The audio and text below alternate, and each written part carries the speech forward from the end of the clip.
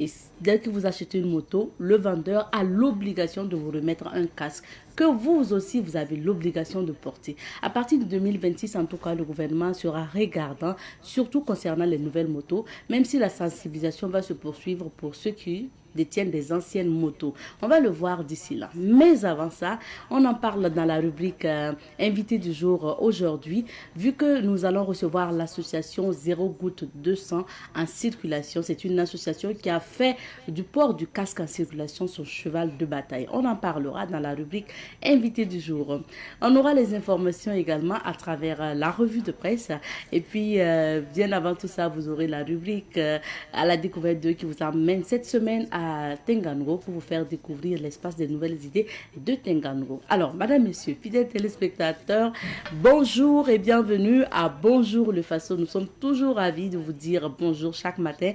Donc, à Savane TV, merci de votre fidélité.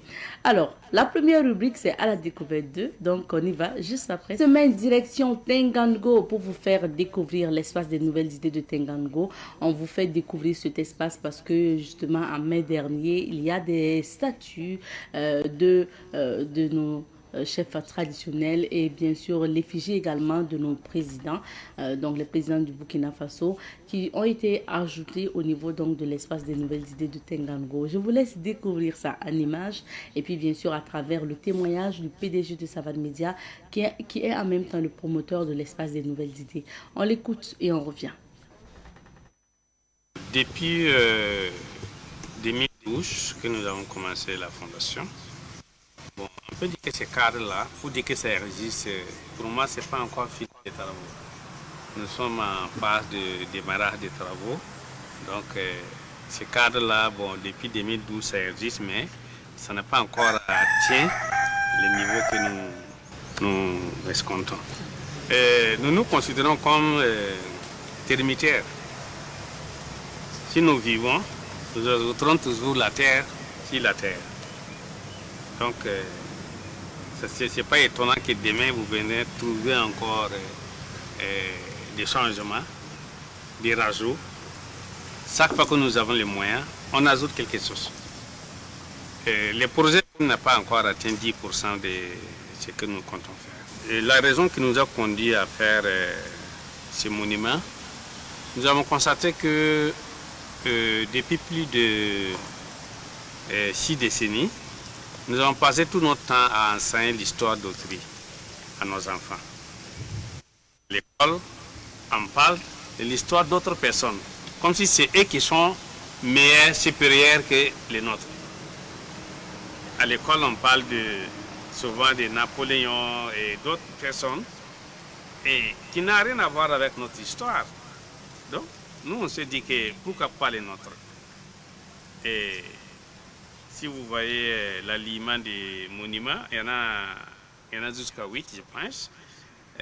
En commençant par la princesse Yenanga. Princesse Yenanga, bon, beaucoup quand même connaissent l'histoire de Yenanga. Mais en dehors de Yenanga, les autres ne sont pas enseignés. Après Yenanga, vous verrez aussi les monuments de Bukari Koutou, Naba Wobgo. Naba Wobgo, je l'ai considéré comme immortel. Je me suis dit qu'il n'est pas encore mort. Il résiste toujours. Tous ceux qui sont contre la colonisation sont des Naba Wobgo. Même ceux qui ne sont pas encore nés, si vous êtes contre le colonialisme, vous êtes Naba Wobgo. C'est sur cette voie que Naba Wobgo a emprunté pour quitter Ouagadougou le 1er septembre 1896. Cette nuit, les colons ont lancé leur assaut sur Ouagadougou. Naba Wobgo voulait, après le conseil des ministres extraordinaires qui a tenu cette nuit-là, il a voulu aller lui-même rencontrer les colons à Laï, parce qu'il campait à Laï. Mais il était dissuadé, bon, le roi doit aller hors du palais, on va attaquer, bon, si ça marche, le roi revient. Finalement, il était minoritaire pendant ce conseil des ministres. Bon, C'est ainsi qu'il a passé sur cette voie pour aller à Ponsomtenga. C'était son départ définitif, il n'est plus revenu. Et il est resté en exil au Ghana jusqu'en janvier 1904. Vous voyez. Donc, c'est un devoir pour nous de l'immortaliser sur cette voie.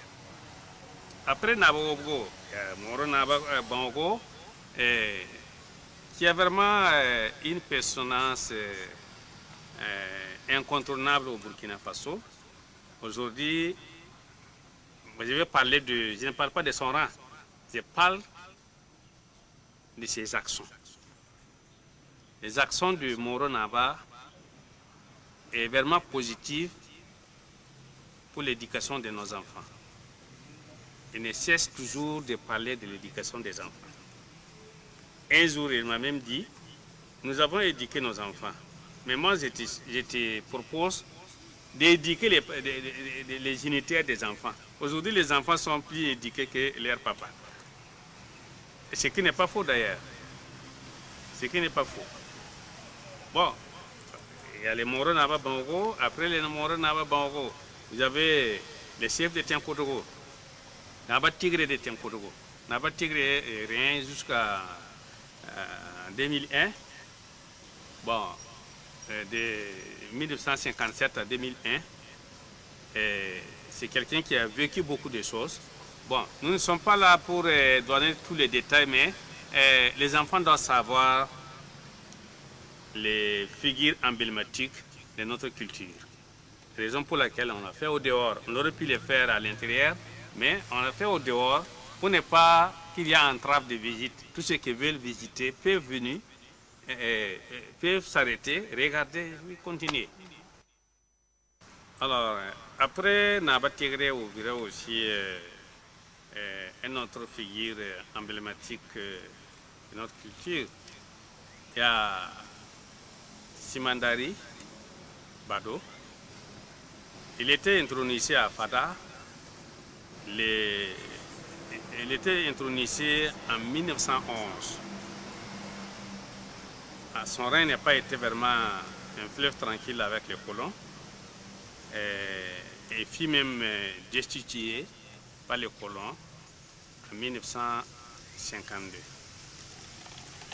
Et bon, beaucoup de chefs ont connu les situations similaires avec les colons.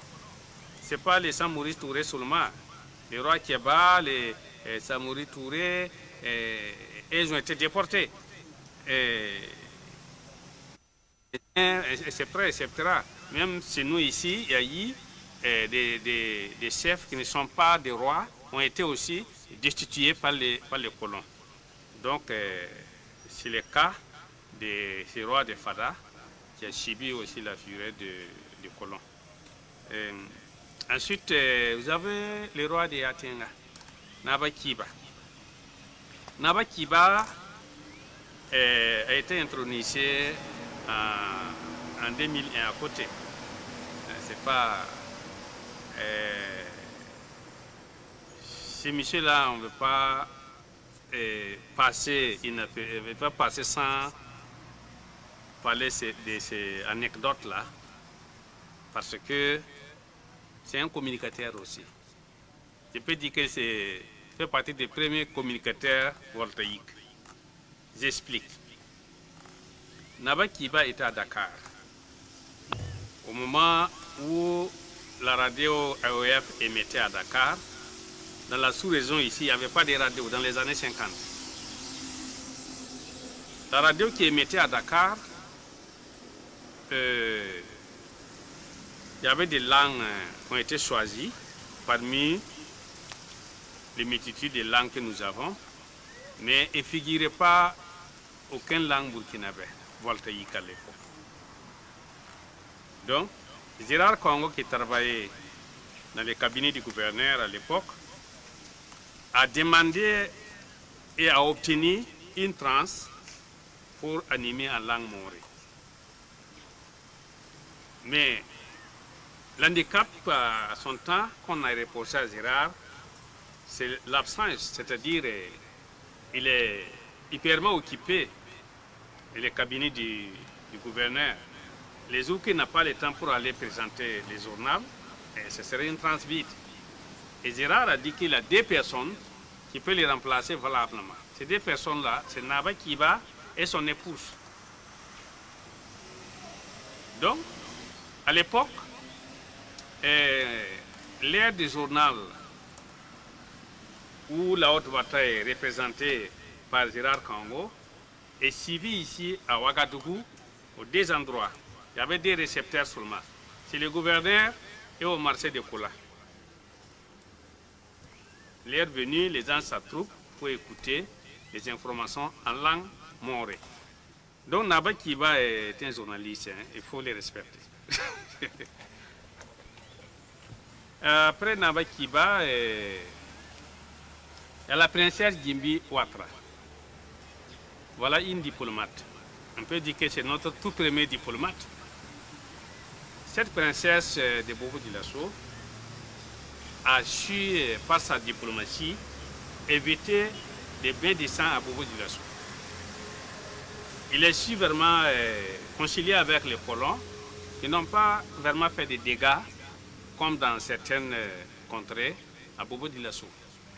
Donc, elle mérite vraiment sa place ici, raison pour laquelle nous avons fait encadrer les 2 dames, princesse Yenenga à gauche et à droite, la princesse Gimbi Ouattara. Naba Sanré de Bouchma est le fils de Naba Wobogo de Bouchma. Il est né le 9 septembre 1941. Il fut administrateur. Il est régné en tant que 31e roi de Bouchma. Il est décédé en 2019. La particularité de Bouchoumnaba Sanré, c'est sa différence avec les autres politiciens. Il a fait la politique. Il fut député à vie. Toutes les législations de notre pays, Bouchoumnaba fut député. Mais il n'a jamais été de parti au pouvoir. Il a toujours compté sur sa propre force et il a toujours été élu.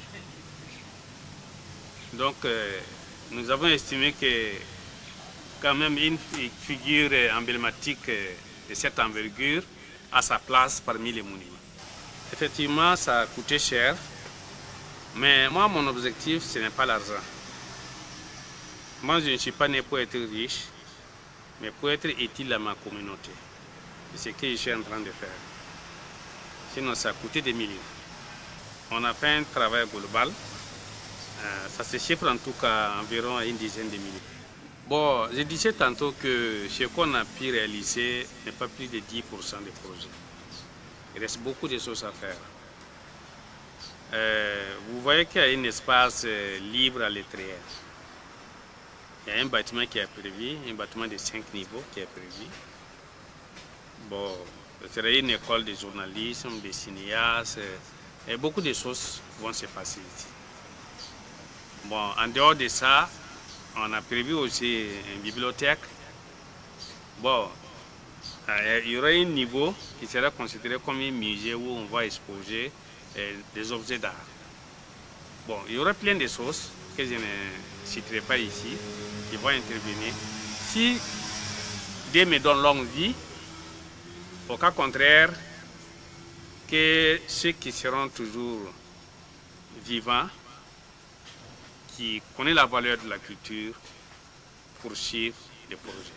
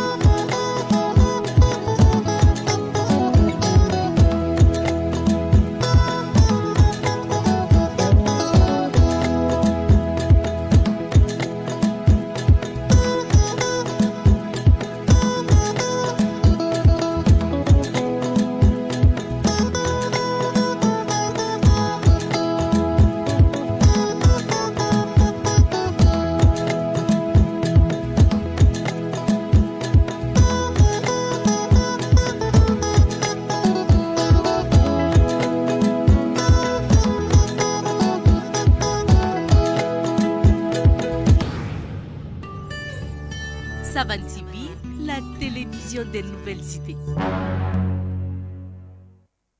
Et nous sommes de retour sur ce plateau après avoir découvert et écouté également le témoignage du PDG de Savane Media, Elhadji Boubacar Ziladi Sinaba, concernant bien sûr l'espace des nouvelles idées que nous découvrons cette semaine à travers la rubrique à la découverte 2.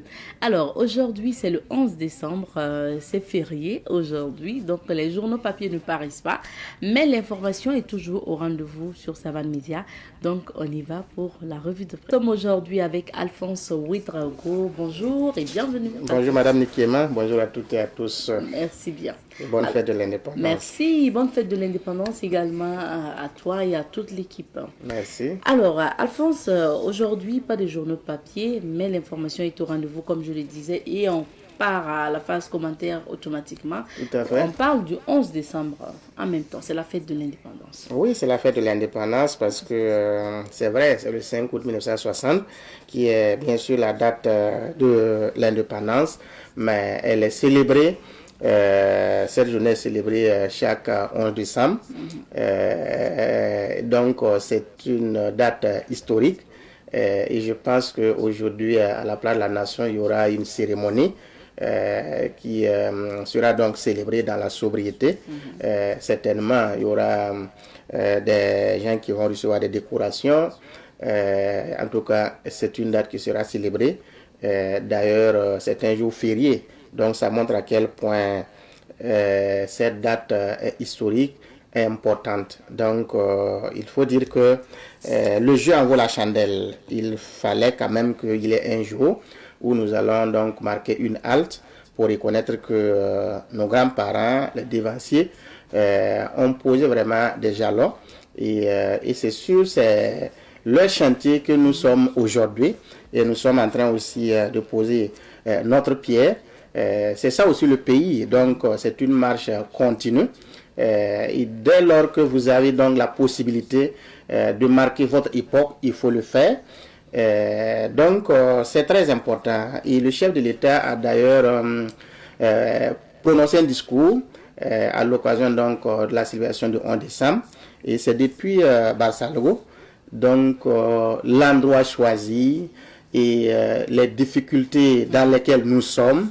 Il y a eu une coïncidence, donc c'est très important. Barsalgo, rappelez-vous, il y a eu donc cette tuerie dans cette localité Burkina Faso au niveau du centre-nord. Si le chef de l'État a donc choisi Barsalgo pour s'exprimer, ça montre à quel point il y a un travail qui est en train d'être fait et qui se fait toujours, en tout cas au grand bonheur des populations de cette localité, au grand bonheur des Burkinabés. Donc, qu'est-ce qu'on peut retenir justement de l'adresse à la nation du chef de l'État? Alors, il faut retenir que le chef de l'État a appelé à l'unité voilà, de tous les Burkinabés. Bien sûr, en faisant remarquer que nous sommes victimes de nos richesses. Parce que ce que nous vivons comme difficultés liées à l'insécurité, c'est parce que l'impérialisme voit que chez nous, nous avons un sous-sol qui est riche, comme disait Thomas Sankara. En ce sens, l'impérialisme ne veut pas nous laisser tranquilles. Donc, nous sommes victimes du fait que notre sous-sol est riche. Et c'est pour cela que des gens, qu'on pourrait qualifier de petits malins, essaient donc de nous mettre dans la tourmente, de nous cogner les têtes, de nous, en tout cas, empêcher de vivre, de nous décoller. Et c'est pour cela que nous vivons ce qu'il y a aujourd'hui comme des difficultés liées donc à l'insécurité. Donc cette remarque est importante parce que ce que nous vivons est en lien avec ce que nous avons comme richesse. Et donc le chef de l'État a appelé à l'éveil de conscience, que les gens se mettent ensemble pour que, en tout cas, ce que nos devanciers, nos grands-parents ont pu poser comme acte, que nous ajoutons donc la terre à la terre, marquer donc notre époque. Donc c'est un message très important et je pense que ce qu'il faut retenir, c'est que nous avons intérêt à nous mettre ensemble, en tout cas pour la bonne marche de notre pays. Et il a assuré aussi que la traque au terrorisme va se poursuivre. Oui, ça c'est ce que j'ai noté aussi. Oui, inéluctablement, parce que nous n'avons pas le choix. Nous avons le dos mûr. Donc, ce qu'il faut faire, c'est de continuer l'effort consenti par les Burkinabés depuis donc le début de ces difficultés-là. Cet effort doit se poursuivre. Donc, je pense que tout ce que le gouvernement aurait pris comme décision, en tout cas, pour gagner cette guerre, il faudrait donc serrer la ceinture, il faudrait appuyer considérablement pour que nous puissions sortir donc de ces difficultés-là. Alors, merci bien Alphonse. Donc, bonne fête de l'indépendance à tous les Burkinabés. Merci, bonne fête. Alors, deuxième sujet. On s'intéresse maintenant au procès affaire détournement donc, de fonds au niveau du ministère de l'Action humanitaire. Et Hamidou Téhan à la barre cite des noms d'anciennes ministres. Oui, d'anciennes ministres, il faut dire que, comme nous avions déjà évoqué, Hamidou Téhan n'est que la partie visible de l'iceberg. Sinon, véritablement, il y a des gens tapis dans l'ombre, il y a des gens qui se sont prêtés à ce jeu. Et Hamidou Téhan n'est que l'élément qu'on a pu identifier comme principal auteur.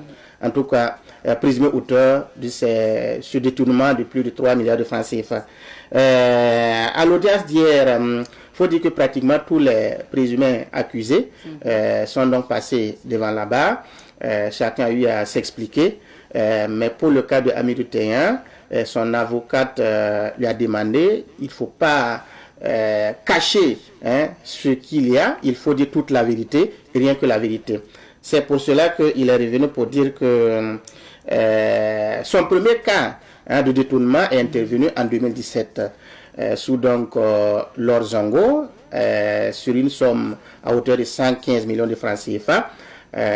Et sur cette somme, il y a des gens qui ont donc bénéficié, qui sont partagés cette somme-là. Lui aussi, il en a eu, mais véritablement, c'est une somme débloquée pour une activité fictive. Donc, l'argent a été partagé par la suite. Après Lord Zongo, il y a aussi eu Marshal Ilboudo, l'ancienne ministre aussi, la femme. Sous donc son magistère, il y a eu aussi des malversations. Donc, il a terminé en citant, bien sûr, l'ex-ministre Nandi Somé qui vient donc de quitter le gouvernement. Ça montre à quel point que ce ministère était vraiment la chasse gardée de certaines personnes, des gens qui se croient plus malins. Donc, je pense que véritablement, ce qu'Hamidou Téhan est en train de dire montre que il y aura beaucoup de gens qui vont devoir passer devant la barre pour s'expliquer parce qu'il dit qu'il ne donnait pas main à main à ses ex-ministres, mais l'argent, dès qu'il fait le retrait, le dispatching est fait, mais lui, il remettait l'argent au DAF qui, en tout cas, lui disait qu'il allait transmettre au ministre. Donc, c'est de façon indirecte que le don est fait selon ses explications. Est-ce que véritablement c'est DAF qui disait qu'il donnait au ministre? Est-ce que ces faits sont établis?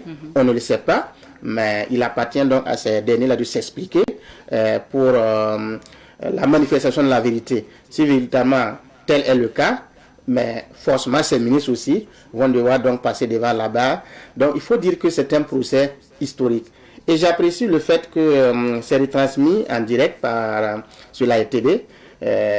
D'abord, ça va donner une culture en termes de connaissance des citoyens, ce qui concerne donc le fonctionnement de la justice, voilà, le droit, voilà, oui, ça éduque. Donc, ça déjà c'est très important. Ensuite, ça va aussi amener à des gens à comprendre que quand vous êtes à des postes de responsabilité, ne pensez pas que vous êtes appelé à y rester éternellement. C'est une mission et vous devez l'accomplir pleinement en toute connaissance de cause. Donc, ne transformez pas ces responsabilités-là comme si c'était donc votre famille, un bien personnel. Non. Ce que j'ai pu retenir aussi, c'est qu'il y a eu des gens au niveau des ministères qui n'assistent pas à des ateliers de formation, mais par la suite qui signent et qui prennent des per diem. Ça, c'est pas seulement au niveau de ce ministère. Et je voudrais donc demander qu'il y ait vraiment des enquêtes très approfondies. Je sais, forcément, dans certains ministères, il y a eu donc ces cas des SG qui ne sont pas allés à des formations, mais après, on leur tend donc des papiers remplis et ils perçoivent des pédiens. Ça, il existe.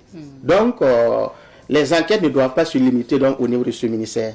Il faut élargir. Et je pense que si ce travail est fait, nous allons donc découvrir encore des gens on va identifier des gens qui étaient vraiment dans ce système et qui bouffaient vraiment l'argent du public. Et ça, nous sommes par exemple au mois de décembre. Donc, quand vous regardez au niveau des ministères ou des institutions, il y a un budget de fonctionnement. Et nous sommes alloués pour chaque institution, pour chaque ministère. Généralement, au dernier mois de l'année, on organise des activités fictives pour en tout cas consommer toute la somme allouée donc à ce ministère.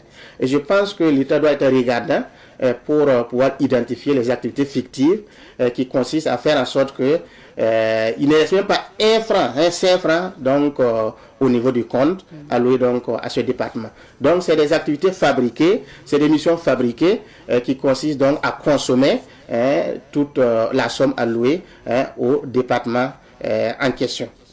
Merci bien pour ces analyses. En tout cas, le procès reprend jeudi. Donc c'est demain? Oui, c'est demain. Et ça sera donc bien suivi pour la manifestation de la vérité. Merci bien. Merci bien. On va maintenant tourner dans quelques vides d'affaires pour découvrir les couleurs du temps. C'est l'heure de la météo. Nous recevons pour vous aujourd'hui M. Martin Kieno. Il est donc chargé à la communication de l'association Zéro Goutte de Sang en circulation. Bonjour à vous. Bonjour madame. Monsieur Kieno, bienvenue sur ce plateau. Merci. J'aime bien tout le temps rappeler en fait l'histoire ou l'historique de la création de cette association aujourd'hui. C'est parti quand même d'un groupe Facebook. Oui. Alors dites-nous comment d'un groupe Facebook vous êtes passé à une association. Ok. Merci. Et comme vous l'avez dit, c'est parti d'un groupe Facebook. Comme vous l'avez dit, le groupe Circulation de Ouaga. Beaucoup connaissent l'association à travers ce nom. Beaucoup, même quand on dit Zéro Goutte de Sang sur la route, ils ne savent pas. C'est Circulation de Ouaga. Et à un moment donné, on a vu que c'est bien de passer par le virtuel. Et qu'est-ce que vous faisiez quand c'était Circulation de Ouaga sur Facebook uniquement? Circulation de Ouaga, en son temps, au début, ça a été un moment pour partager ce que les gens vivent en circulation, surtout à Ouaga, parce que bon, au Burkina, c'est Ouaga où la circulation est un peu dense. Et je me dis que quand vous partez dans les autres villes, ça va. Mais quand vous revenez à Ouaga, c'est une autre manière de vivre. Vous allez voir des gens qui trimballent des gros sacs au hasard. Vous allez voir des gens qui ramassent même, peut-être les taxis motos qui peuvent même ramasser même des étages. Si on peut les dire. Ça dépasse. Voilà. Et au début, ça a été comme ça. Okay. Et les gens publiaient ce qu'ils ont vu qui n'est pas normal. Voilà. Et ça faisait quand même rire au début. Et ça considère en même temps, pendant qu'on est en train de montrer cela, ça fait rire, c'est vrai, mais c'est en même temps pour sensibiliser ces personnes-là, pour qu'ils puissent changer. Voilà, au début, ça a été comme ça. Et à un moment donné, on a vu que le virtuel, là, c'est bien, mais on peut aller également au concret. Et le nom a changé. C'est vrai qu'on a quitté de circulation de Ouaga à Zéro Goutte de Sang sur la route, parce que l'objectif, c'est de changer pour qu'il y ait plus de sang sur la route. Et je me dis que tous ceux qui œuvrent pour la sécurité routière, c'est des gens qui luttent pour Zéro Goutte de Sang sur la route. Même l'ONACER, même le ministère des Transports, quand ils parlent de sécurité routière, c'est pour éviter qu'il y ait de sang sur la route. Donc, notamment les accidents. Oui. Alors, Monsieur Kieno, donc le groupe, c'est en quelle année déjà vous passez d'un groupe Facebook à une association bien établie? Le groupe a été créé en 2020 et l'association a eu son récépissé en 2021. D'accord. Voilà, donc juste une année. Voilà. D'une année. Et qui sont ceux qui composent cette association aujourd'hui?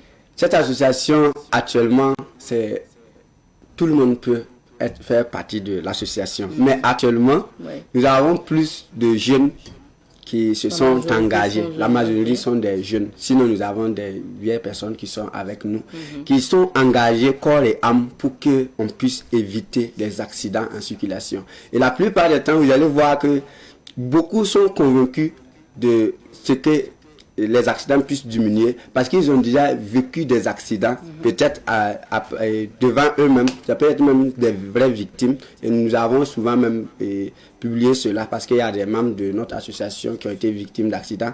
On a fait des reportages qu'on publie sur notre page Facebook où les gens témoignent ce qu'ils ont déjà vécu. Et actuellement, ils ne veulent pas que les gens vivent la même chose. Voilà pourquoi ces personnes-là se battent jour et nuit, voilà, pour qu'il y ait des changements. Il y a des travailleurs, et je vous rappelle que l'association Zéro Goutte de Sang, il n'y a pas de chômeurs. La plupart du temps, si vous voyez des gens qui sont des étudiants, et la plupart du temps, ne sont pas des chômeurs parce qu'actuellement, ils font la vente en ligne. Donc, du coup, et ils vont au cours. Donc, ils vont au cours. Donc, du coup, ceux qui croient que c'est des gens qui sortent, ils n'ont rien à faire, et ils partent en circulation pour réguler. Quand nous partons en circulation pour réguler, nous ne demandons pas de l'argent à quelqu'un. Quand nous partons en circulation pour faire la sensibilisation, on ne demande pas une contribution à quelqu'un. Quand quelqu'un nous invite pour qu'on fasse une sensibilisation, on ne demande pas quelque chose à quelqu'un. Chacun dans l'association Zéro Goutte de Sang travaille dans son compte. Il y a des fonctionnaires, il y a des gens qui font le commerce, des entrepreneurs. Bon, je prends un exemple. Quand je vais me lever, si je pars sur mon chantier, je suis plombier. Voilà, donc du coup, il y a beaucoup, chacun travaille de son côté. Et je me dis que si vous êtes chômeur avec l'association Zéro Goutte de Sang, avec les activités que nous menons, simple essence, la même va vous faire fuir. Donc du coup, nous ne sommes pas chômeurs, on veut rappeler cela à la population. Ceux qui croient que non, c'est des gens qui sortent, ils n'ont rien à faire, voilà pourquoi ils sont dans les feux pour sensibiliser. C'est parce que nous voulons qu'il y ait un vrai changement en circulation, parce que nous ne ressemblons pas aux autres pays. Quand vous partez juste au Ghana à côté, vous allez voir que quand vous arrivez, la manière de circuler, on dirait que ce ne sont pas des êtres humains qui circulent. Ils sont tellement corrects, sont ordonnés. Par contre, quand vous revenez au Burkina, quand vous dépassez la frontière du Burkina, déjà là, vous voyez qu'il y a déjà quelque chose qui ne va pas. Donc du coup, nous, on veut également ressembler à ces pays-là, où la circulation est fluide, où vous pouvez arriver pendant que il y a la moitié de la voie est vide, on ne circule pas, on ne part pas carrément là-bas, et puis on veut, si vous arrivez, trouver que la moitié, c'est vide, et votre partie là est plein, quand même, restez sur la même voie et on va circuler sans problème. Et si vous arrivez par exemple dans le feu qui est juste à côté de Benaja, vous voyez que ceux qui viennent ont même du mal à passer parce que ceux qui veulent tourner, ils dépassent carrément la moitié de la voie, ils partent bloqués et ils ne peuvent pas passer. Ils ont dépassé le feu, mais ils n'arrivent pas à passer. Parce et du coup, ceux aussi qui veulent tourner aussi ne peuvent plus tourner. Ils sont arrêtés, ils sont bloqués et ils sont en train d'insulter ceux qui sont en train de passer. Du coup, si on était discipliné, on arrive, si la partie qui est réservée, parce que la voie est divisée en deux, la partie qui est réservée à ceux qui partent de ce côté est pleine là, qu'on reste derrière. Au lieu de venir, on va s'aligner comme ça, s'aligner simplement pour que ce soit quand même joli. Donc c'est ce que nous voulons. On veut qu'il y ait plus d'accidents en circulation. Voilà pourquoi on sort pour sensibiliser. Sinon c'est pas parce qu'on n'a pas à manger, c'est pas parce qu'on n'a rien à faire, mais c'est parce qu'on veut qu'il y ait du bénévolat. Alors, monsieur Keno, vous êtes avec un casque sur ce plateau, parce qu'on va dire qu'un de vos combats aussi, c'est le port du casque en circulation par ceux qui sont en moto, ceux qui sont à vélo. Donc, alors, qu'est-ce que vous faites comme activité aussi concernant, dans le cadre de Zéro Goutte de Sang sur la route et surtout par rapport au casque? Alors, comme je disais tantôt, nos activités sont plus basées sur la sensibilisation. C'est ça. Voilà. Et quand on parle de sensibilisation, ce n'est pas un seul côté. Nous sensibilisons dans les carrefours. Parce que c'est là où nous pouvons facilement trouver les gens. Les gens prennent la voie. Et quand ils vont venir nous trouver au carrefour, on leur dit, pendant que j'étais en train de circuler pour rentrer, ou bien pour aller au travail, il faut que vous soyez prudents. On va leur montrer qu'est-ce qu'il faut faire en circulation. C'est juste des rappels, parce que la plupart du temps, les gens connaissent déjà. Ils font juste semblant de ne pas connaître. Donc nous nous sensibilisons dans les carrefours, comme également avec les bonnes volontés comme vous qui nous invitez sur vos plateaux pour qu'on puisse échanger. C'est notre travail également. Il y a également les écoles, que ce soit les écoles primaires, que ce soit les lycées, que ce soit les instituts, dans les universités privées ou publiques. Nous, on part partout et puis on sensibilise. Vous avez un festival, vous voulez que l'association Zéro Goutte de Sang se déplace pour venir sensibiliser, ce n'est pas un problème. Nous passons, on sensibilise. L'objectif pour nous, qu'il y ait des gens avec qui nous allons communiquer et passer le message de la sécurité routière, c'est l'essentiel. S'il y a des gens seulement, nous sommes là. Oui. Voilà. Donc, parlant de port du casque, on fait la sensibilisation, c'est vrai, mais nous laissons le choix aux usagers de la route. Parce que, bon, si nous disons de porter le casque, c'est parce qu'on veut que les gens se protègent. Et nous ne pouvons pas vous protéger plus que vous-même. C'est vous-même qui prenez la décision de vous protéger. Certains vont dire, il n'y a pas une loi qui, même s'il n'y a pas de loi, nous-mêmes en tant qu'êtres humains, on devrait être capable de dire à un moment donné, si je m'amuse et que ma tête là se fracasse, je n'aurai pas une autre tête. Donc, je suis obligé de me protéger. Et la plupart du temps, vous allez voir que quand il y a accident, ceux qui sont en voiture, si c'est en ville en tout cas, c'est la voiture qui sera endommagée. Et ils sont à l'abri. Ils sont à l'abri.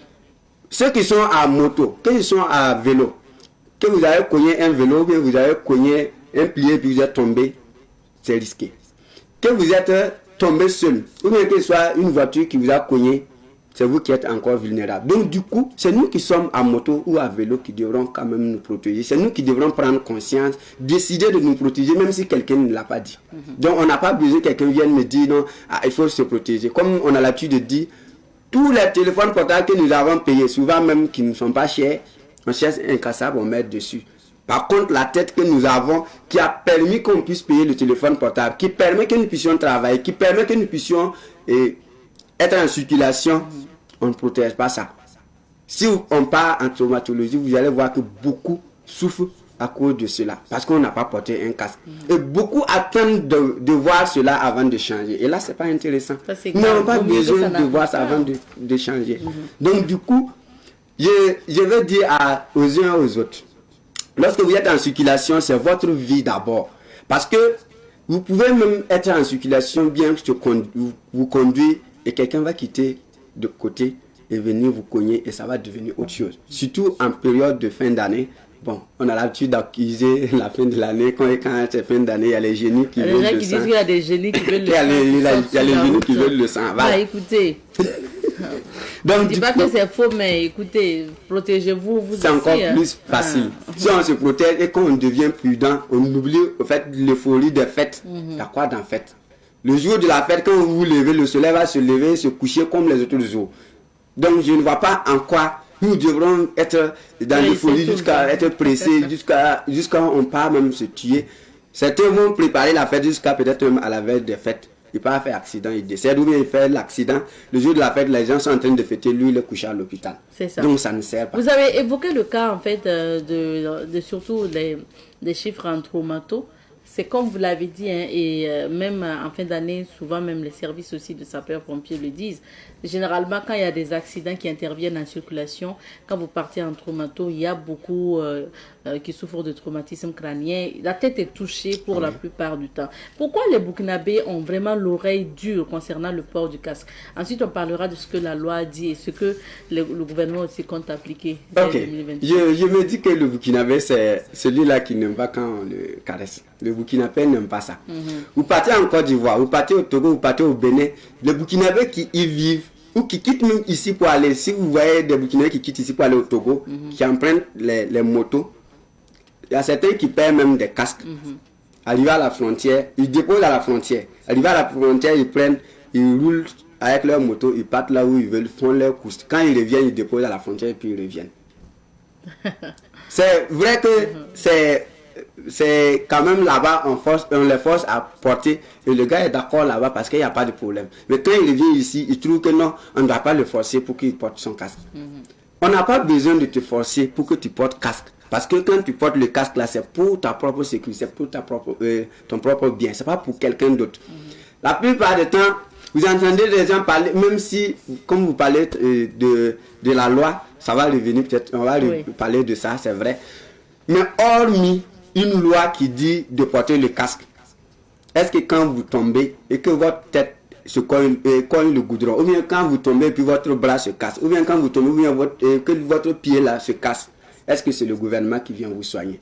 C'est vrai que il y a des subventions de l'État, mais est-ce que c'est ça qui va être en premier? Vous partez d'abord avec de l'argent pour pouvoir vous soigner. Donc du coup, on doit se protéger sans tenir compte de quoi que ce soit. On n'a même pas besoin que quelqu'un vienne nous dire, que l'association Zéro Goutte de Sang vienne nous dire de nous protéger. Oui. Et chaque fois qu'on parle du port du casque, moi je pense à mon enseignant d'allemand qui a l'habitude de dire qu'il va faire notre bonheur malgré nous, parce qu'il nous a obligés à faire un test. Un test quand on était en terminale, un test pour avoir le niveau 1 en allemand. Donc il nous disait tout le temps, même si vous voulez pas, vous allez faire. On va faire votre bonheur malgré vous. Et je pense que c'est ce même papier, certains ont utilisé cette attestation pour aller aujourd'hui en Allemagne parce qu'ils avaient le niveau basique en allemand. Donc c'est pour dire que souvent, en fait, les Burkinabés, il faut vraiment faire leur bonheur malgré eux. Et je pense que c'est dans cette lancée aussi que le gouvernement est. On va parler maintenant de ce que la loi dit. La loi dit que pour tout achat de moto, le vendeur a l'obligation de remettre un casque donc à celui qui achète la moto. Malheureusement, ce n'est pas fait. Et à partir de 2025, le ministère qui annonce que le gouvernement va contrôler, ou les autorités vont contrôler rigoureusement pour ceux qui ont acheté de nouvelles motos. Pour vous qui avez acheté des motos en 2024, vous êtes censé l'avoir acheté avec un casque. Donc, soit vous l'avez acheté, on ne vous a pas donné, soit vous l'avez acheté, vous avez déposé le casque à la maison.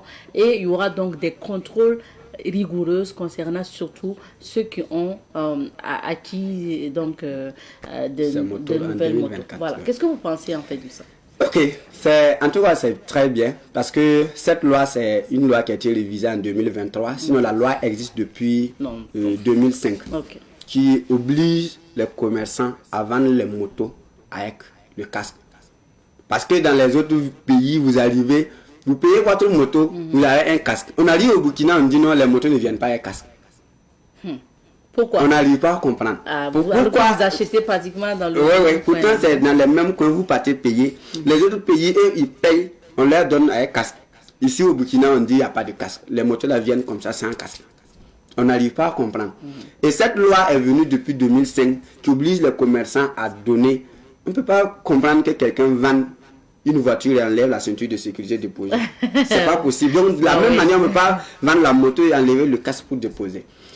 Et je me rappelle encore en 2022, quand le gouvernement d'Amiba est venu, avec le professeur Albert en son temps, le premier ministre, quand on faisait la semaine nationale de la sécurité routière, à la place de la nation, a donné aux commerçants un papier qui les donne d'informer à tous leurs collègues qu'à partir de 2022 en son temps, quand ils vendent une moto sans le casque, ils vont payer des amendes. Et en 2023, ce nouveau gouvernement qui est là actuellement a encore rappelé cela. Et ils ont encore révisé cette loi en 2023, en décembre 2023, pour permettre qu'à partir de janvier 2024, jusqu'à maintenant, jusqu'à présent, qu'il n'y ait plus de vente de moto sans casque. Et effectivement, c'est ce qui se passe. Et depuis le 1er janvier, je pense que quand vous partez à la DGTTM pour faire votre plaque d'immatriculation, si vous n'avez pas de casque, on n'accepte pas faire la carte grise. Et depuis 2024, ça a été comme ça. Et le gouvernement dit, on va obliger ceux qui ont déjà eu les casques mais qui refusent de les porter. Donc à partir du 1er janvier 2025, voilà, ceux qui vont sortir, ceux qui ont payé des motos à partir de 2024 sont obligés de porter les casques. Voilà, c'est bien. En tout cas, c'est déjà bien ce que l'État a déjà fait. En tout cas, c'est un pas. Même si nous trouvons que ce n'est pas suffisant. Mais il n'exclut pas, parce que le mécanisme, c'est que pour ceux qui ont des anciennes motos, la sensibilisation va se poursuivre. Oui, effectivement. Je pense que c'est dans le dynamisme aussi d'arriver à une obligation. Mais bon, on commence par les nouvelles et puis on va sensibiliser. Il n'y a pas de problème. En tout cas, c'est ce que j'ai dit. En tout cas, c'est déjà bien. C'est déjà un pas. Mollo, ça peut aller. Même si on pouvait encore faire plus. Voilà, parce que, comme je le disais tantôt, qu'il y ait une loi qui nous oblige à porter le casque, ou qu'il y ait une loi, ou qu'il n'y ait pas de loi qui nous oblige à porter le casque. Vieille moto, nouvelle moto, quand la tête cogne le goudron ne va pas savoir que c'était une vieille moto que vous aviez roulée. Donc, du coup, on se protège sans tenir compte des lois. c'est vrai que la loi, c'est pour amener, pour quand même réglementer quelque chose. Parce qu'on va dire, non, c'est sur quelle base, voilà, je dois porter mon casque. C'est sur quelle base le policier peut prendre ma moto pour me dire de payer. C'est vrai, c'est ça qui fait qu'on vote la loi. Sinon, consciencieusement, on n'a pas besoin de loi pour pouvoir faire cela. Et je me dis que le gouvernement devrait quand même augmenter cela. Parce que quand on parle de cette loi-là, c'est vrai que c'est bien, mais je me dis, on devrait même dire toutes les motos. Parce que quand on regarde là, quelqu'un va sortir avec sa moto, aller tomber sans casque. On dit de porter casque, et il trouve que ça c'est un problème pour lui. Lui, il ne peut pas porter de casque. Il part tomber, et c'est dans l'argent du contribuable on doit enlever pour subventionner plus de scanners. Parce que tout récemment, vous avez remarqué qu'on dit non, quand quelqu'un fait un accident, les prix sont subventionnés. C'est dans notre argent. Toi, tu refuses de porter ton casque, tu pars tomber, et c'est dans notre argent on doit utiliser pour subventionner tes soins. C'est pas quand même normal. Je pense que ça va venir. Hein. C'est peut-être aussi pour laisser un peu de temps à ceux qui vont parler de problème de moyens. Bon. Un casque sur le marché, il coûte combien? Actuellement, avec un 10 000, vous pouvez avoir un casque. Il y a eu un moment même où avec 6 000 francs, vous pouvez avoir un casque. Même jusqu'à présent, il y a des coins. Est-ce que c'est des casques de qualité? Ok. Pour le moment, on ne peut pas, parlant de qualité du casque, nous-mêmes, on aurait quand même voulu qu'il y ait des casques homologués, qu'il y ait au moins une structure qui homologue les casques. Mais pour le moment, il n'y en a pas au Burkina. Il n'y a pas de structure qui peut dire non, voici des casques qui sont homologués. Mais quand même, on a dit aux commerçants, quand vous amenez les casques, vous devrez venir avec des casques qui sont homologués. Sur les papiers, c'est écrit. Parce qu'il y a beaucoup de choses que les gens envoient. Ce n'est pas homologué au Burkina. C'est sur ce qui est écrit sur les papiers qui compte. Ouais. Donc je me dis que déjà c'est déjà bon. On peut utiliser ces casques espérant que c'est des casques qui sont homologués. Ce qui est là, il faut utiliser. Utiliser en attendant d'avoir une structure pour pouvoir homologuer les casques. Donc si on refuse d'utiliser ce qui est déjà là, même si on vient avec des casques homologués, c'est pas celui qu'on va porter. Alors monsieur Keno, quand moi je vous écoute, j'ai l'impression, et on va revenir sur ça, que vous souhaitez qu'aujourd'hui nos autorités puissent, le ministère des Transports, les autorités puissent être plus fermes. C'est-à-dire on prend la décision, ancienne moto, nouvelle moto, on donne un temps.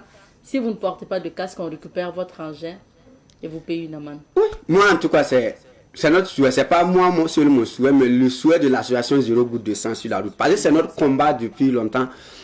Quand on veut que les accidents, les morts là, diminuent là. Parce que la plupart du temps, quand vous voyez les accidents où il y a eu décès, et c'est moto qui est impliqué, si vous arrivez, c'est au niveau de la tête. Ah, on est arrivé, la personne n'était même pas blessée.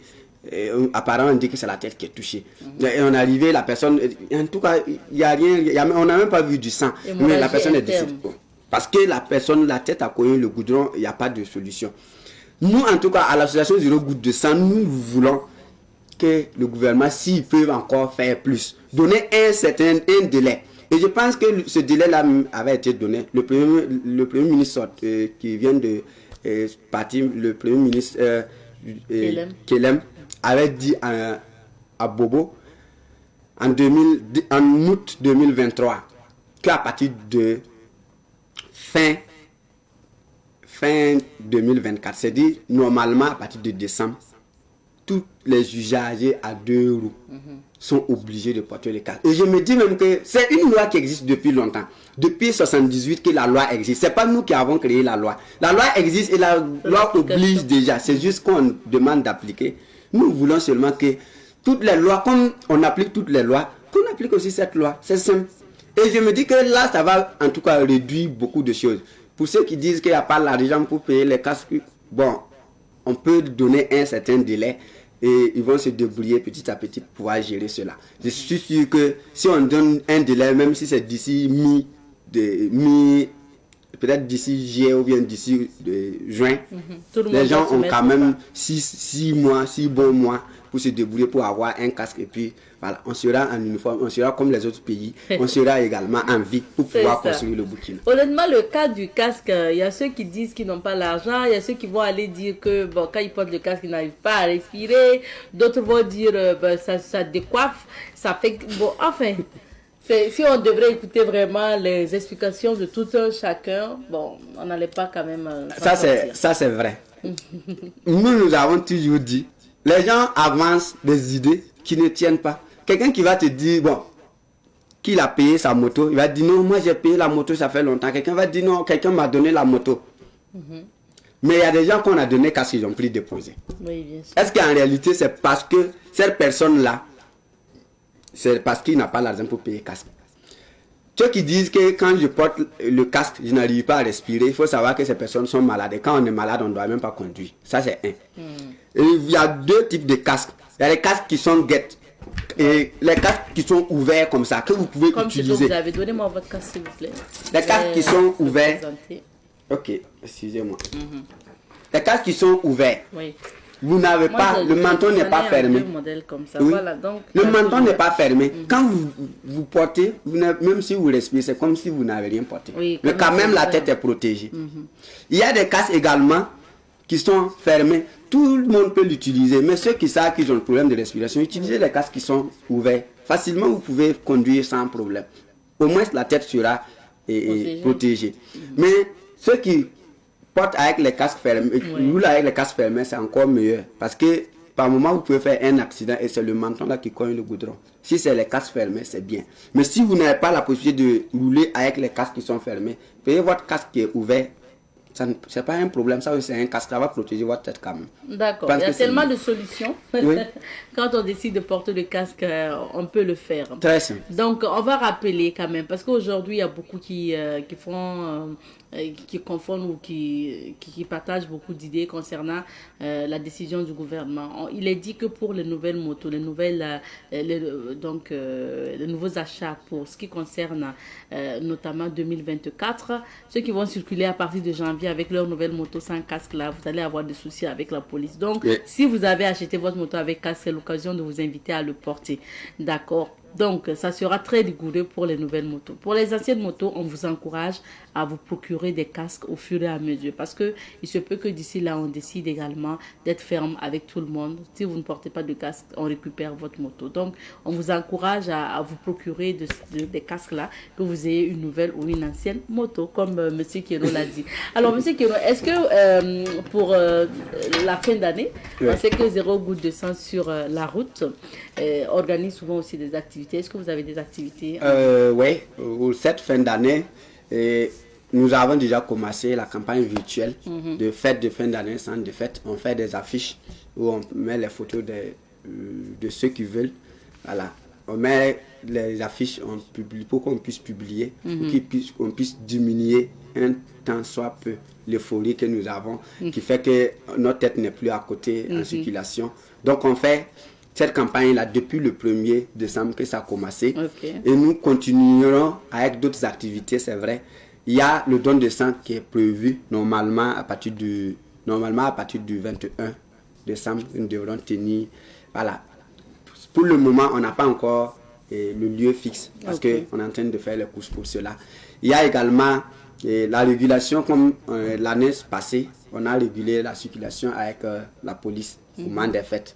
Pendant que les autres sont en train de fêter. Les jeunes, vous en tant que jeunes, vous partez fêter. Voilà. Au lieu d'aller fêter, nous avons préféré sortir pour que ceux qui veulent bien fêter là puissent bien fêter dans la paix, pour qu'ils puissent ne pas faire des accidents, qu'ils puissent fêter et repartir à la maison sans problème. Sinon, il y a certains qui vont aller fêter et en entrant un accident, là, c'est pas intéressant. Nous allons sortir quand même aider la police à réguler la circulation pour cela. Donc, c'est ces activités que nous allons mener durant les fêtes, pour permettre que les gens puissent faire les fêtes de fin d'année sans défaite. Sans défaite, c'est votre slogan en ces fins d'année. C'est comme ça. Merci beaucoup. Alors, M. Keno, on va donner les adresses de l'association pour... sur Internet, on vous retrouve... Sur Internet, vous pouvez nous retrouver. Le groupe Facebook, le grand groupe qui nous a amené là où nous sommes aujourd'hui, c'est le groupe Circulation de Ouaga. Et nous avons deux pages. La page Circulation de Ouaga et il y a également la page Zéro Goutte de Sang sur la route. Voilà, où vous pourrez avoir tout le temps les informations, les activités que nous menons et les invitations que nous avons pu honorer. Voilà, ça se passe sur la page. Voilà, nous avons également un groupe WhatsApp pour ceux qui veulent peut-être s'intégrer. Voilà, au groupe, peut écrire au président au numéro 66 42 04 47. C'est le numéro de l'association. Si vous voulez nous donner, virer aussi des millions, c'est là-bas en main. C'est le numéro de l'association. Pour vos activités. Voilà, pour nos activités. Si vous voulez nous accompagner pour nos activités, il n'y a pas de problème. D'accord. Voilà, je pense que c'est comme ça. Bien sûr. Merci beaucoup, Monsieur Keno. Il n'y a pas de souci. D'être passé. Et puis, on passe le bonjour à Mouni Mouni, qui est le président de cette association Zéro Goutte. Mon salut à lui. De sang sur la route. Et puis, voilà, je pense qu'il a en mission. Voilà la raison pour laquelle il n'a pas pu être sur le plateau avec nous.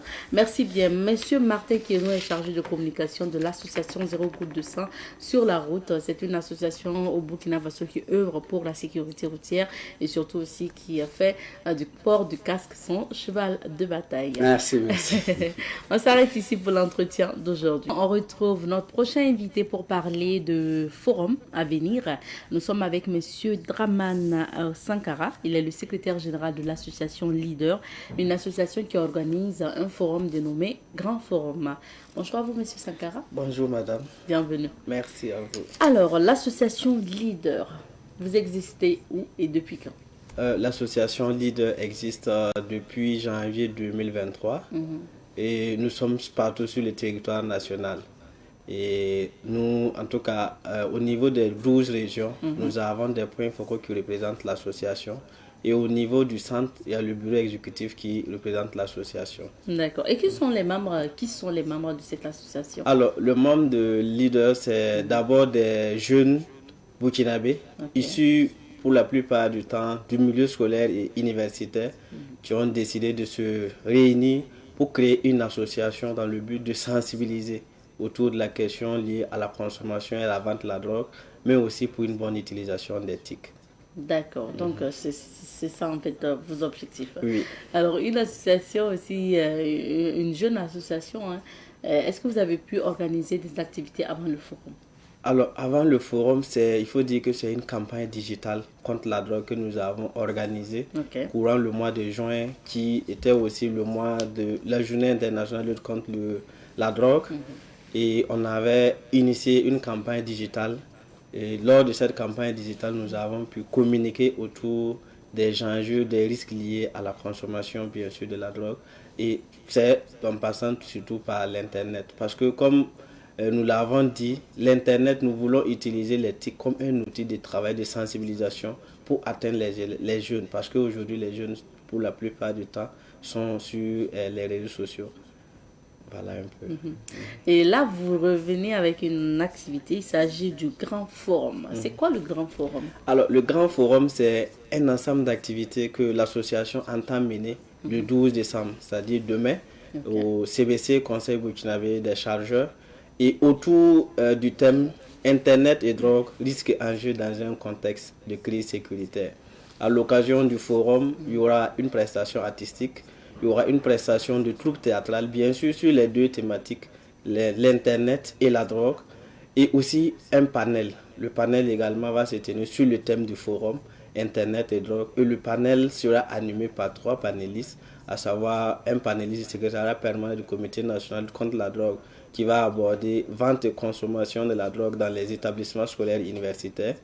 Et il y aura aussi le ministère de l'enseignement secondaire, la formation professionnelle et technique, qui va aborder une thématique utilisation de l'Internet en milieu scolaire, opportunités et risques. Et enfin, il y aura une 3e communication qui sera livrée par le RENET, Région nationale des associations en matière dans le domaine de la santé, qui va livrer une communication sur quelle perspective de lutte efficace contre la drogue dans les établissements scolaires et universitaires. D'accord, donc c'est vraiment des moments d'échange avec les scolaires et universitaires. Aujourd'hui, par exemple, c'est férié et demain, vous reprenez les classes. Pourquoi vous n'avez pas organisé le jour où les élèves et étudiants sont disponibles? Alors, il faut dire qu'on a essayé d'organiser ça un jour ouvrable parce que pour la plupart du temps, quand on organise les jours fériés, les jours où il n'y a pas cours, généralement les élèves ont l'esprit. Déjà, s'ils sont à la maison, c'est difficile de revenir encore. Maintenant, on a considéré, comme généralement les jeudis soirs, il n'y a généralement pas classe. Donc c'est pourquoi on n'a pas fait matin, on a plutôt décidé de faire ça dans l'après-midi. Parce qu'en ce moment, quand ils quittent l'école, ils peuvent se rappeler qu'il y a une activité ce soir qui est également très importante, qu'ils peuvent mettre dans les programmes et puis venir participer. Donc, ça va être un programme de sensibilisation à travers les communications, vous avez dit. Et puis, vous avez parlé aussi de théâtre pour les prestations artistiques et puis théâtrales. Est-ce que ce sont des pièces montées sur la thématique générale de l'activité? Oui, c'est des thématiques que nous avons commandées. C'est des thématiques que nous avons demandé à une troupe théâtrale qui est dans le milieu scolaire parce qu'on a voulu vraiment que ce soit les scolaires qui sensibilisent les scolaires. Et ils vont préparer, ils sont en train de préparer, bon, ils ont fini, la dernière répétition va se faire ce soir. Et pour les prestations artistiques également, nous avons pensé qu'il était intéressant qu'on regarde au sein des étudiants, ceux qui sont peut-être déjà engagés peut-être dans le domaine du slam, pour qu'ils puissent concocter des textes. Parce qu'on s'est dit que le message passe mieux quand elle est portée par nous-mêmes. Et quand c'est nous-mêmes qui prenons conscience et qu'on veut en tout cas sensibiliser, on aura une oreille attentive. Je vois sur les affiches que vous avez citées pas mal de ministres quand même qui accompagnent l'événement. Donc, est-ce que justement vous avez pu avoir vous avez pu avoir leur accompagnement réellement? Oui, on a eu le OK pour le patron de la cérémonie, c'est le ministre en charge de l'enseignement supérieur, de la recherche et de l'innovation, professeur Adjuma Tombiano, qui a bien voulu accepter d'être le patron de cette cérémonie. Il y a le ministre en charge de l'éducation de base, qui est le président, qui a bien accepté également présider cette cérémonie. Et il y a le ministre en charge de la jeunesse. Pourquoi on a choisi ces ministres? Parce que, comme on l'a dit, nous sommes beaucoup sur le milieu scolaire et universitaire. Donc, il était important que si ces acteurs-là sont impliqués, il y aura encore plus de crédibilité, il y aura plus encore en tout cas de facilité dans nos prochaines interventions parce que nous ne comptons pas nous arrêter au forum. On va dire déjà que le forum c'est le point de départ de nos activités parce que nous avons à l'occasion du forum également on va présenter notre plan d'action. On a un plan d'action qui va couvrir 4 années et lors de ces 4 années on va sillonner les établissements scolaires et universitaires du pays, que ce soit à Ouaga, que ce soit à Bobo, que ce soit...